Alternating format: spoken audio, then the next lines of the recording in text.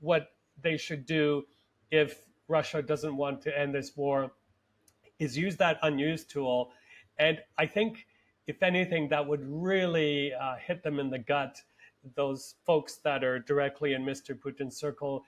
Hence, they would, as my theory goes, put pressure on the great leader to end the war or do something about this.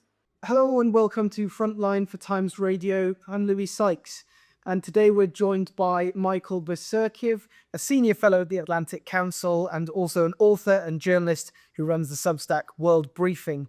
Michael, thank you very much for joining us again. Good to be back with you. Thank you. Well, we've heard that there is a summit in the works between President Putin, President Trump, and possibly Zelensky as well, after Witkoff's meeting in Ukraine. But have we actually heard any change yet in Putin's objectives or demands surrounding the war in Ukraine?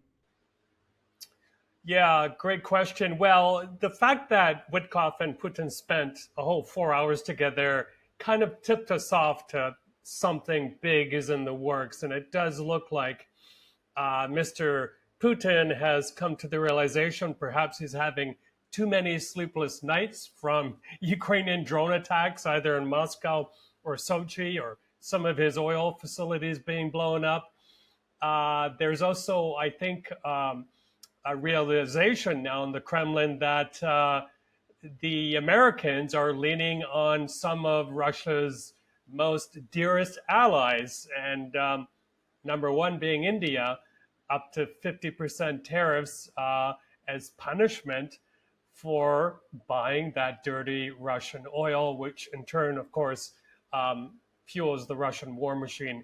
And we've seen a kind of different narrative out of Mr. Trump, acknowledging that he does tend to change his mind and has a limited attention span, but kind of speaking more a narrative that is more supportive, even sympathetic towards the Ukrainians.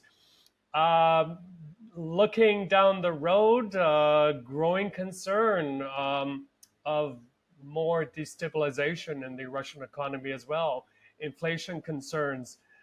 And in the Russian press today, lots and lots about former Russian states, even Belarus, but also some of the Stan countries, flirting with the idea of more engagement with the West. How dare they? So I think if you put some of these strands together, it's pushing Mr. Putin more towards the negotiating table. And one last thing, because I checked the Ukrainian Telegram feeds this morning, is that it does seem they've lightened up in terms of pummeling Ukrainian towns, villages, and cities, not as harsh as we've seen in the past few days previously.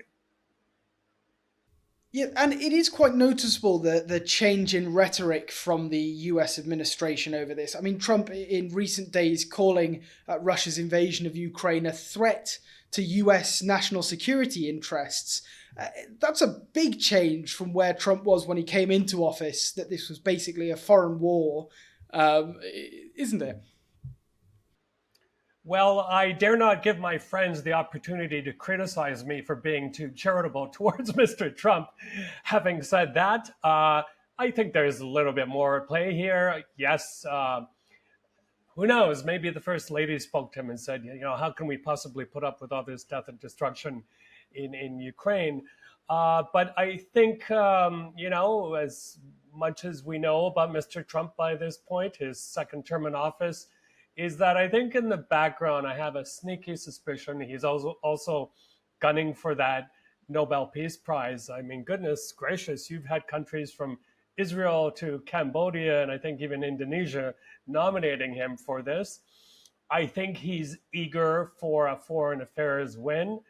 The disaster unfolding in Gaza before our very eyes is beyond belief, and he probably has the feeling that Israel's Benjamin Netanyahu has galloped away on him, so he doesn't have as much influence there. So let him work on kind of the low-hanging fruit, if you will, on Mr. Putin and try and get a win in Ukraine. So, and maybe it's also come to his realization with talks and pressure from European leaders that if Mr. Putin is not stopped in his tracks now, this war will widen. If not through, kinetic warfare or cyber warfare, or through other means as well, these nefarious means that Russia has to cause trouble around the world. So I think put all of that together, and Mr. Trump is a little bit more eager, but it's especially, I think, having a foreign affairs win. And let's not forget as well the disaster with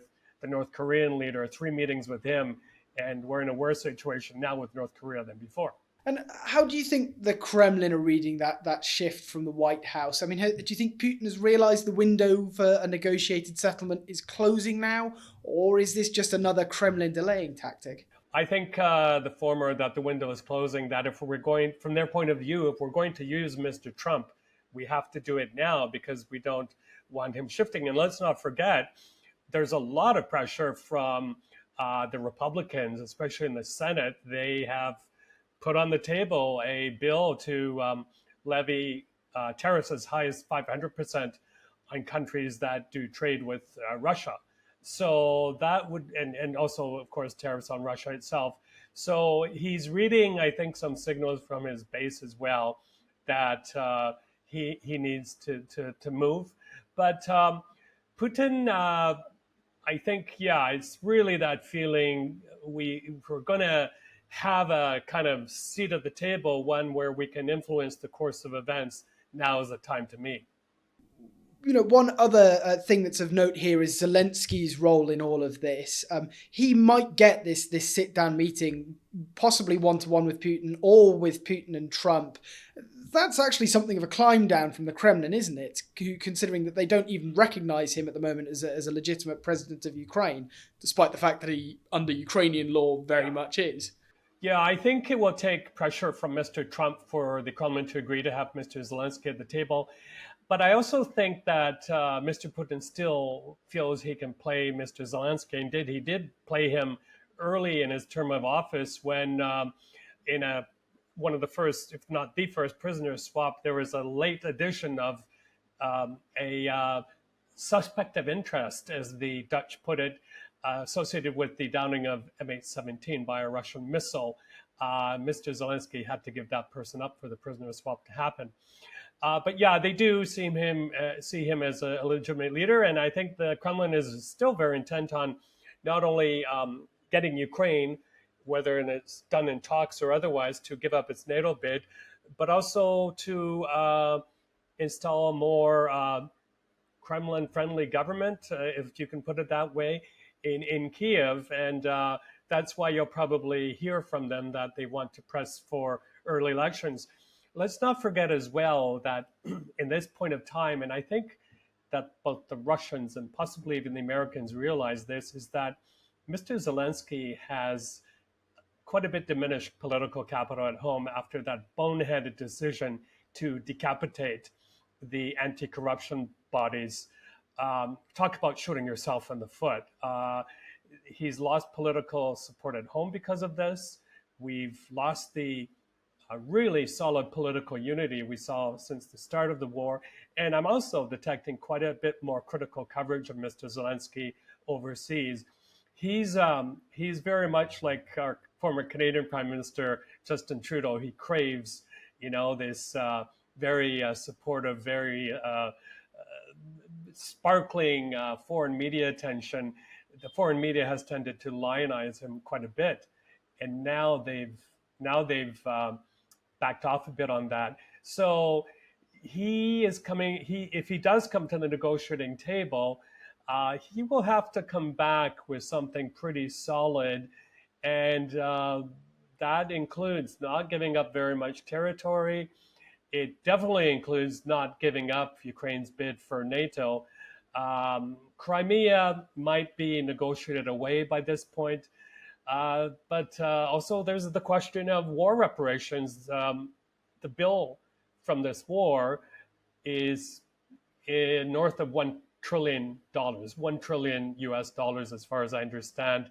And Russia has, the last time they spoke about this, they said, don't expect a penny from us. So Yeah, quite a difficult set of circumstances to go in if you put all of that together. You mentioned the mood there in Kiev and in Ukraine more widely. What's the reading of this meeting or proposed meeting back home in Ukraine? Presumably there is still, as there always will be for people who are facing this war on the front line, a feeling of sort of, we'll believe it when we see it. Yeah, well, when I woke up this morning and I read the headlines of a possible meeting, I just couldn't imagine Mr. Zelensky and Mr. Putin shaking hands. I think there's going to be a lot of interesting dynamics to watch if this type of meeting happens. But I do recall at the uh, summit of leaders hosted by President Macron in Paris many years ago, the Europeans were wise to keep Mr. Putin and Mr. Zelensky as far apart as possible, and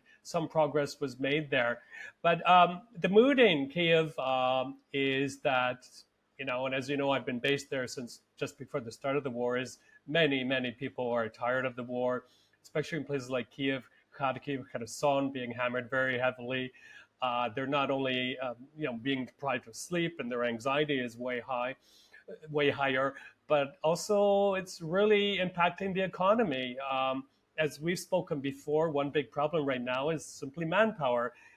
Help wanted signs everywhere because a lot of folks have gone away to the front line, or they're volunteering, or they're doing other things, or they've left the country altogether. I have a lot of friends who have small businesses, and another thing happening here is the recruitment tactics are getting really criticized, not only on social media, but we saw a very rare uh, burst of emotion in one of the Ukrainian cities just a few days ago at a military recruitment center. So men are afraid to be picked up off the street, and that's also had the knock-on effect on businesses as well. So there are problems at home that need to be dealt with that does require the war to stop. But certainly it doesn't mean capitulation. It doesn't mean surrendering by no means whatsoever. It has to be done on very strictly defined terms. And you mentioned there that image that you would struggle to conjure in your head of, or anyone would, of Putin and Zelensky shaking hands and sitting down to have a meeting. Yeah. Presumably, that's an even harder image to imagine in the Kremlin, where, when Putin launched this war in 2022, he would never have imagined he'd be sitting down facing Zelensky again. Yeah, that's right. And, let me give you quite a evocative image. Just a few days ago only, I was in Lviv in Western Ukraine, and Lviv has given up a lot of its sons to this war. I almost tear up when I think about it, because I did go to the Lychakiv cemetery, pretty much the biggest military cemetery in that region. And it was about a year since I've been there, and I got to say, I was shocked. I was utterly shocked when I saw how much it's growing. They're actually running out of space for graves, and in that day alone, they buried 4 men who had lost their lives. And the reason I mention this is because the losses on the Ukrainian side have been huge. Of course, not as big in numbers as the Russian side, but we have to remember Ukraine is a much smaller country. And I think this also is feeding into the phenomenon we have now, where there's a growing reluctance for men to go to the front line, for families to give up their men to go to the front line, because there's a view that it'll either be a one-way ticket, or, as we've seen more and more on the streets of Odessa and elsewhere, men missing limbs. In other words, showing the physical scars of war. So this is a dynamic, too, that is playing into what's going to happen. But I think the main point here being is that, yes, let's meet, talk about ending this war, but let us not do it at any cost, because that spilled blood should not be forgotten, should not be sacrificed for nothing. And in his nightly address, President Zelensky said that it was the pressure from the US that seemed to be bringing Russia closer to agreeing to a ceasefire. Do you agree with that assessment, or do you think that Russia was always going to have to come to some sort of negotiated settlement in 2025? I think it's a bit of both, but definitely pressure from Mr. Trump that Mr. Putin, it's time to meet. I need the win. You need a win.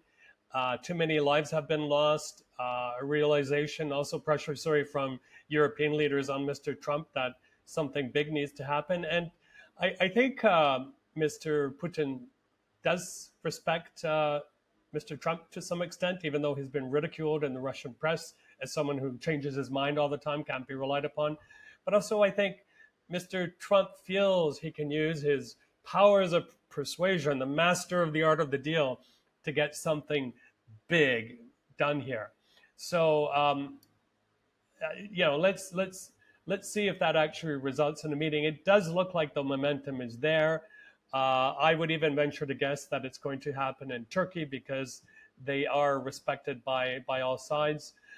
But I think Mr. Putin comes to a table probably having studied Mr. Trump very carefully over the years and saying that to himself that I'm going to come out of this as a winner and I too can go back to Moscow and sell what I've achieved as a win for my people too. On that pressure that the US has been placing on Russia, do you think Trump's threat of tariffs on people who are on countries that are buying Russian oil is working or not?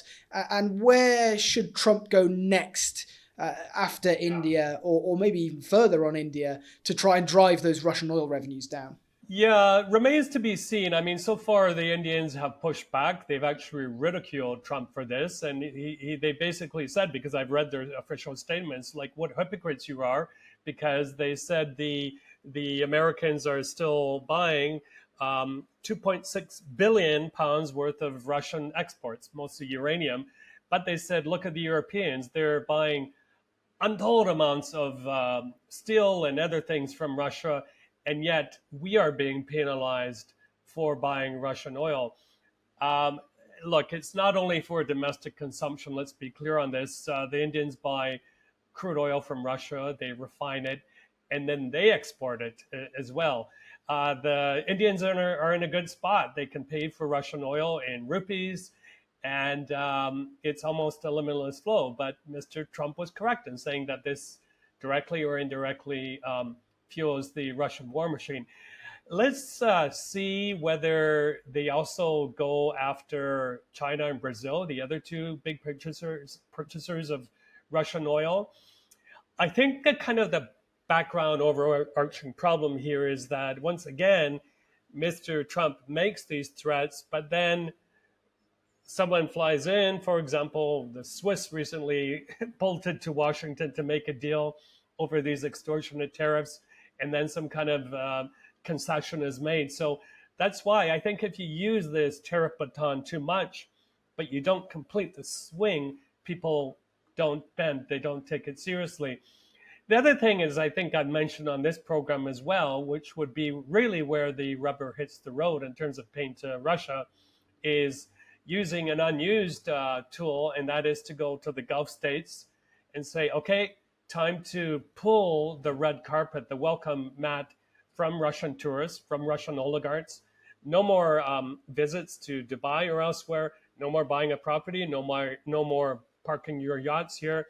No more circumventing sanctions to get new aviation parts or new aircraft. And by the way, it's been reported that Ethiopia has just joined the club of nations that is helping Russia to renew its aviation fleet. That's been an interesting development too. They've denied it, but I think there's something in the works there. So that's what they should do if Russia doesn't want to end this war, is use that unused tool. And I think, if anything, that would really hit them in the gut, those folks that are directly in Mr. Putin's circle. Hence, they would, as my theory goes, put pressure on the great leader to end the war or do something about this. And Donald Trump has been quoted as saying, everyone agrees this war must come to a close. But do you think that's true? Does Putin actually want a ceasefire right now? And has Trump kind of backed himself into a corner there if the Kremlin and the supporters of Russia won't back down over this? Well, there are various ways for quiet to happen, and I have a sneaky suspicion that the Russians are more interested in, let's call it an armistice, where we freeze the lines where we are, put down our arms for now, and we kind of see what happens. The problem with that, well, there are many problems with that, but one of them is if you freeze those lines, you're going to need another OSCE special monitoring mission, of which I was a part of, to verify whether there are any violations of whatever is agreed to. And those are expensive missions to launch. And this doesn't bring us closer to a long-lasting peace in the region, one where business, for example, will have the confidence to come back to Ukraine and invest big bucks. I'm in Rome right now, and just a few weeks ago, there was the Ukraine Reform Conference here. A lot of talk about Ukraine is open for business and companies saying they want to come back in. But unless you have a stop in those nightly attacks, and by the way, you have a renewed fight on corruption, they're not going to come in the way they were before. So this has to be realized as well. I mean, the best case scenario, of course, is for everyone to put down their arms, the Russian retreat to the lines, let's go maybe even back before 2014, and deals happen as well. The prisoner swaps, the return of deceased soldiers, but also that rebuilding. That's one aspect that really worries me. I recently met with the Halo Trust in London, and they told me that the amount of land in Ukraine that is contaminated right now by landmines and unexploded ordnance is equal to the size of Greece, equal to the size of the nation of Greece. So there's going to be a lot of work done post whatever happens to make land usable again, either as agricultural land or for people to live in or for business activities to take place. And just finally, Michael, as you say on where this war ends geographically, Russia has not yet seized the 4 regions, the Donbass that it claimed to have annexed, along with other regions as well, actually. It hasn't even seized the whole of Donetsk, which Russia or Russian-backed forces have been fighting over since 2014. If the war does end now, if it comes to a ceasefire on the lines it's currently on, where does that actually leave Putin if he's forced into this early peace? Well, I may be getting too much into the wider picture here, but let me try it out anyway on this one, is that I think what's happening in the background is, you'll recall that the Chinese foreign minister has said publicly that Beijing cannot afford for Russia to lose this war. I have a feeling the phone lines are burning up between Beijing and Moscow right now on what to do next. But, we've heard quite a bit over the past while from the Americans about all these rare earth minerals and natural resources in eastern Ukraine, the very part which is being contested right now or fought over. One of the elements there is neon. This is a very important something to have for the manufacturer of semiconductor chips. And Ukraine has a lot of it, exactly the part that Russia is occupying right now. And we all know about China's ambitions to become a leader in chips, because Taiwan is a leader, and this might decide the future kind of configuration of the world economy. So I think also China sees itself as a senior partner to Russia. I think they have their eyes on the Russian Far East as well, where there are a lot of resources there too. So we can't really think in the wider picture as Russia acting alone. It has this more senior partner that it owes a lot to, a heck of a lot to, and can't act alone. But the other, I read a couple of analysts talking today about how perhaps Mr. Putin may be more inclined to retreat or give back part of the seized territories in return for simply Ukraine giving up its NATO bid. In other words, for assurances that the NATO borders will not creep further eastwards, and also to see a more Kremlin friendly government in Kiev. Now, that's a very, very big controversial thing for anyone to agree to. But I think those are the two things where he might say, okay, it's not worth the territory. Let's go for these bigger things. But at the end of the day, of course, like Mr. Trump, he needs to be able to return to the Kremlin and say to his people, okay, we've achieved these really, really big things. And he can show himself also as the master negotiator.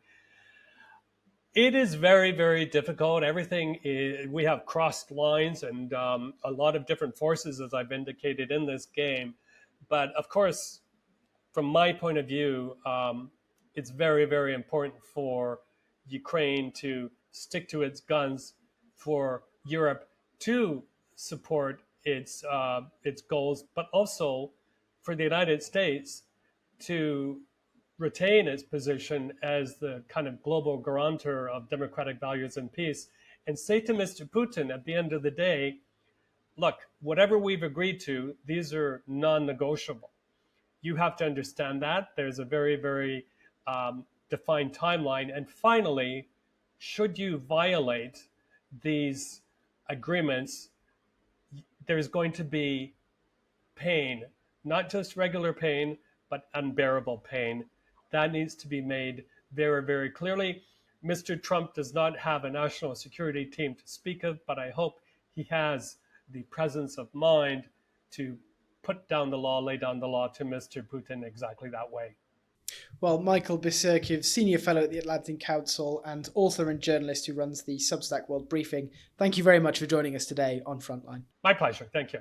You've been watching or listening to Frontline for Times Radio with me, Louis Sykes. For more on the war in Ukraine, you can subscribe to our YouTube channel and sign up for a membership, or you can hear all the latest news and analysis on Times Radio or read it at thetimes.com. And remember, we are in both podcast and video form. You can find us on your favourite podcast platform. It's Times Radio's Frontline, or you can watch us on Times Radio's YouTube channel. Thanks very much. Goodbye.